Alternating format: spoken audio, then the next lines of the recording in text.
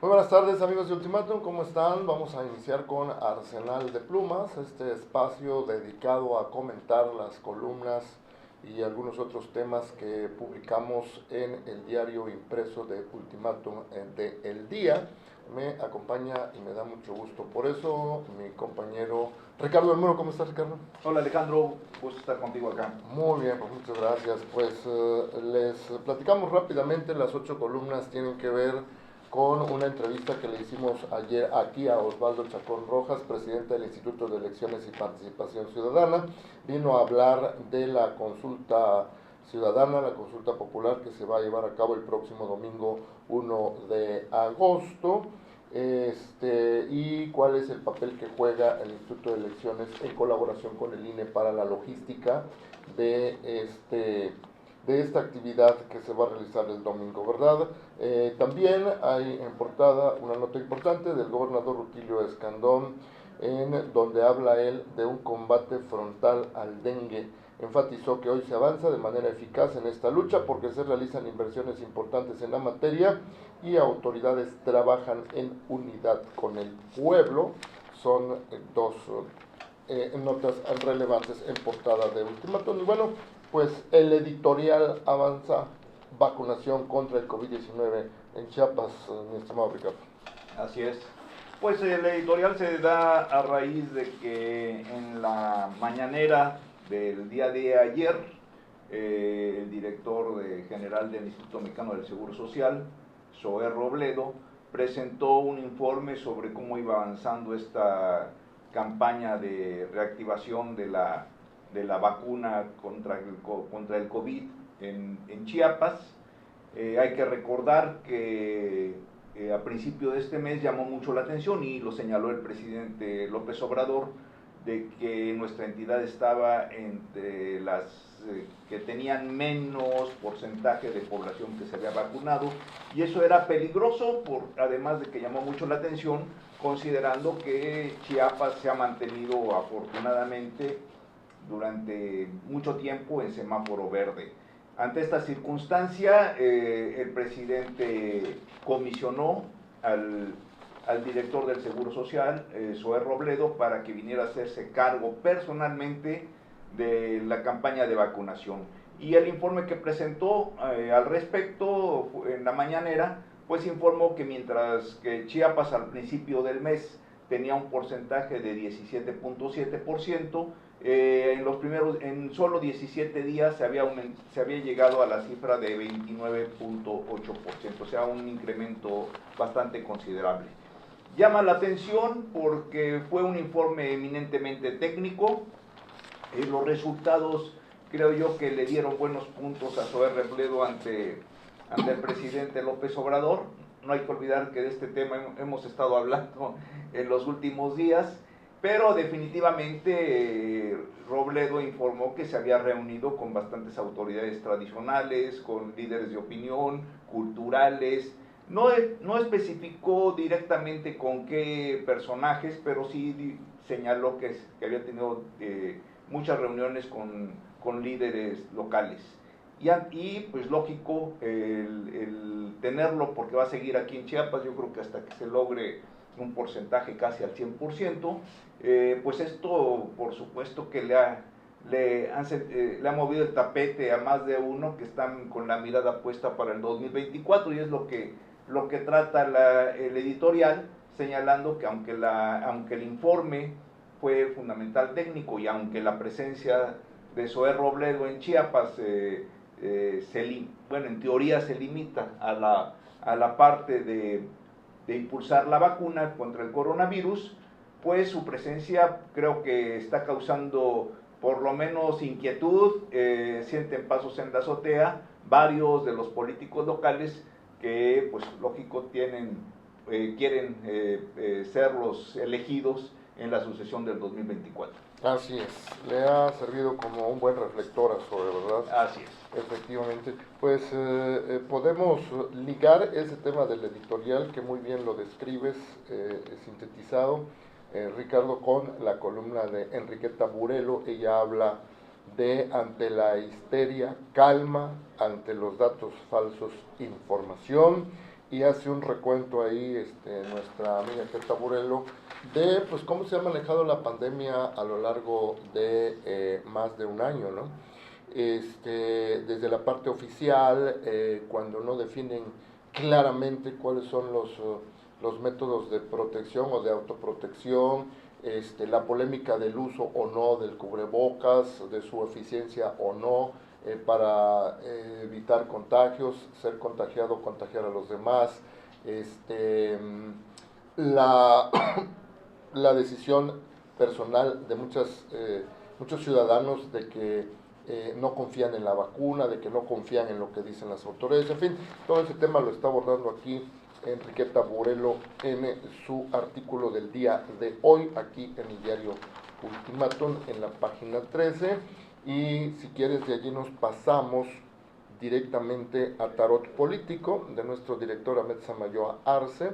Es segunda vez, le recuerdo a la audiencia, que Ahmed Samayoa aborda este tema, Clínicas Arcángeles de San Cristóbal en la impunidad. Hace algún tiempo ya lo había mencionado a manera de denuncia, porque ha habido quejas de muchos ciudadanos y ciudadanas de que han sido víctimas a veces de fraude, o gente externa que ha visto que se realizan allí algunas prácticas médicas que no están autorizadas, en fin, una serie de anomalías que han sido denunciadas allá en San Cristóbal de las Casas frente al funcionamiento de Clínicas Arcángeles.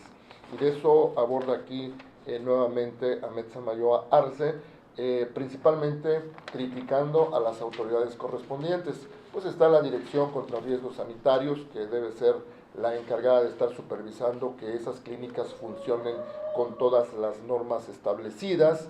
Están también las autoridades de protección civil, está la Fiscalía General del Estado, en fin, hay varias autoridades que tendrían que actuar en consecuencia a denuncias que han habido por presuntas anomalías en esas clínicas, Ricardo. Sí, creo que es un tema importante. Aquí nuestro director Ahmed Samayoa está puntualizando un caso, pero que sí las autoridades deben de actuar, y esperemos que apliquen la ley, porque un grave problema es de que gran parte de la población mexicana desgraciadamente no tiene acceso al seguro social por múltiples razones, ¿verdad? Incluso en ocasiones en los trabajos les regatean mucho el incorporarlos al seguro social. Y bueno, aunque afortunadamente el sistema que tienen algunas farmacias, o la mayoría de las farmacias, de dar un servicio médico a bajo precio, ha contrarrestado este problema, muchos mexicanos tienen que recurrir a la medicina privada. Sin embargo, cuando hablamos de medicina privada, no piense usted que estamos refiriéndonos a los grandes hospitales. Bueno, aquí por ejemplo tenemos el Hospital Rojas, que es un hospital bastante higiénico, grande, con varios servicios. En la Ciudad de México está, por supuesto, el Hospital Los Ángeles.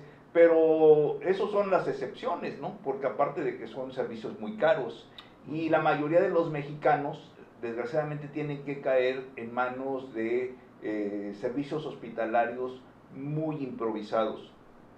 Y esto no es la primera vez en donde cuando una persona tiene que recurrir a estos servicios, arriesga su vida, porque va desde el profesional que la atiende, no hay certeza de que sea un profesional totalmente eficiente. Hay gente que sí, pero se corre ese riesgo, e incluso a veces ha habido riesgos hasta en las transfusiones de sangre que no son debidamente supervisadas, y mucha gente por estar recurriendo a estos centros que no están pues con los servicios necesarios ni debidamente supervisados por la ley, incluso ha contraído enfermedades como hepatitis o sida.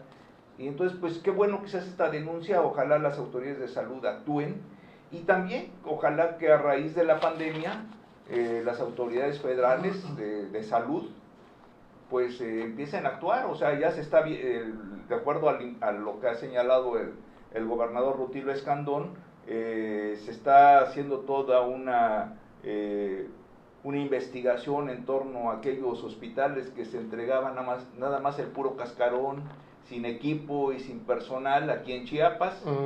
Y ojalá también se extienda esta acción a regularizar debidamente los hospitales privados. Sí, así es, efectivamente. Y algo delicado, ¿verdad? Que no se permita la complicidad de las autoridades para estar solapando alguna irregularidad de ese tipo. Y de tarot y adivinanza, a Metz Mayoa se hace la interrogante: ¿será cierto que el diputado Jorge Octavio García Macías aún no se recupera de la derrota de su esposa en busca de la alcaldía de la Concordia por Morena? No hubo victoria para Victoria y eso le pesó al partido en el poder. No entregó buenas cuentas como lo había ofrecido. Jorge Octavio García es, valga decirlo, presidente del Congreso del Estado en este momento, y efectivamente su esposa participó en las elecciones en el municipio de La Concordia para alcaldesa, no ganó. Es un fenómeno muy propio de esta época. Yo creo que a raíz de la crisis del PRI, ahorita ha surgido esa moda, ¿no?, de involucrar a la familia en aspectos políticos. Terrible, porque pues muchas veces es nada más para la política se necesita vocación, se necesita tener conocimientos, y el hecho de que se utilicen simplemente porque un familiar, a veces el jefe de familia, es un político que ha destacado, pues ya quiere que toda la familia se involucre en este negocio, aunque también de risa, pero es cierto, ante la pandemia y la crisis, pues ahorita la política se ha convertido en un buen negocio con poca inversión, poca inversión y posibles grandes ganancias, ¿verdad? Muy buenos dividendos. Muy buenos dividendos, y entonces eso explica mucho el querer involucrar. Se ha convertido la política en negocio familiar. Sí, me comentaron alrededor del proceso, de la jornada electoral, ¿no?, alrededor de esas fechas, de que habían detectado 11 casos de alcaldes o alcaldesas que estaban participando, a veces él o a veces ella, ¿no?, en alternancia, o sus hijos. 11 casos. Sí, bueno, el caso de Panteló, ahorita sí, lo vas a tratar. Sí, sí. El caso de Panteló, la mujer es la presidenta y el presidente electo es el marido. Es el marido. ¿Verdad? Y entonces, pues sí, son negocios familiares, y también eso explica muchos problemas que hay. Efectivamente, pues si quieres platicamos eso, acá entre nos, su servidor aborda ese tema. Panteló, papa caliente lo titulo. ¿Y por qué? Porque en las recientes horas se han recrudecido los problemas allá en Panteló. Les recordamos brevemente que allá surgió un grupo de autodefensa llamado El Machete, con el propósito, dicen ellos, de limpiar la región de un grupo que le llaman los Herrera, que dicen que está involucrado en el crimen organizado, que ha asolado la región, que ha mantenido en zozobra a los habitantes de esa zona. Entonces, con ese pretexto dicen que ellos se crearon, se armaron y que están actuando en estos momentos. Hace aproximadamente semana y media se mostraron ante los medios de comunicación, fue portada el tema en los periódicos que se imprimen allí en la Ciudad de México, en donde aparecían estos señores fuertemente armados, cubiertos sus rostros, a veces con cubrebocas o a veces con pasamontañas, y bueno, pues ahí venía desarrollándose ese tema. Estaban muy al pendiente las autoridades correspondientes para ver qué es lo que podían hacer, y por lo visto no han hecho nada, porque ya llegó la Guardia Nacional, entró al pueblo y enfrente de ellos pues hubo ayer desmanes. Anteayer empezaron a hacer cateos, ayer ya hubo quemas de vehículos, casas, destrozaron casas, catearon casas. Dicen que hay entre 11 y 19, algunos hablan de 21, 22 detenidos por ese grupo civil armado, ahora ya cambiaron su discurso, dicen que no son ellos, sino que es la población misma la que se organizó, o sea, se están tratando de lavar las manos, aunque en los videos ahí aparecen todos ellos, ¿verdad? Entonces, de eso estoy hablando el día de hoy, es una papa caliente, un tema que resurgió ayer a nivel nacional con las imágenes, todos los noticiarios de televisión lo estuvieron presentando, ¿verdad? Como una noticia, y ahí es donde yo abordo que hubo cateos ilegales en varias casas, y es curioso, entre esas casas cateadas estaba la de la actual presidenta municipal Delia Janet Velasco Flores y la del alcalde electo, su esposo Raquel Trujillo Morales, y en esas andan ahorita, los mostraron a los detenidos maniatados, y lo que se puede comprender ahí, Ricardo, es que están en privación ilegal de la libertad, es un delito grave, porque no los detuvo ninguna autoridad, no llevan orden de aprehensión, los cateos no tenían la autorización de un juez, en fin, todo eso es lo que está pasando allá en Panteló, y trato de abordarlo en una síntesis. Sí, efectivamente, yo creo que la semana pasada el presidente López Obrador se refirió al tema, dijo claramente que sobre los sucesos, porque fue interrogado sobre los sucesos de Panteló, y él señaló que se trataba, lo dijo textualmente, de politiquería. Y lo que estamos observando efectivamente es el enfrentamiento de dos grupos políticos armados ambos, la alcaldesa y su marido, el presidente electo, son integrantes del PRD, y por supuesto a los otros grupos están más ligados con la diócesis de San Cristóbal. El Machete tiene, digamos que ha tenido apoyo de la diócesis de San Cristóbal, también del cura que está allí. Señalan de que el grupo de los Herrera es un grupo ligado a la delincuencia, y que el Machete, los del Machete, por eso se formaron como autodefensas. El presidente López Obrador informó que había mandado a elementos de la Secretaría de Gobernación para investigar debidamente el caso, y lo aplaudimos, creímos que era una buena solución. Ojalá que esta investigación con lo que ocurrió ayer se acelere y sepamos quién está atrás de los dos grupos. O sea, eso, tratemos de ser imparciales, cuáles son las actividades que se hacen al amparo del poder de los Herrera, y quién está atrás del armamento y la organización del grupo del Machete, porque es claro de que ese grupo está bien organizado. Incluso cuando se presentó hubo una invitación a los medios de comunicación, a la televisión, para que esto se transmitiera a nivel nacional, y pues el planteamiento del presidente López Obrador era que se iba a descubrir qué intereses políticos y qué grupos políticos están atrás de los sucesos de Panteló.